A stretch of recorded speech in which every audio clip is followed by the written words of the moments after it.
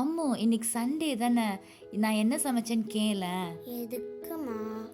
சும்மா கேள, நான் சொல்கிறேன். சரி, ஓகே. சண்டே ஸ்பெஷல் என்ன? சுட சுட சாதம், மீன் குழம்பு, சிக்கன் கிரேவி, சில்லி சிக்கன், மீன் வறுவல் அண்ட் சுட சுட அருமையான ரசம் எல்லாம் இருக்கு. வாங்க சாப்பிடலாம். இப்போ எதுக்கு இதெல்லாம்?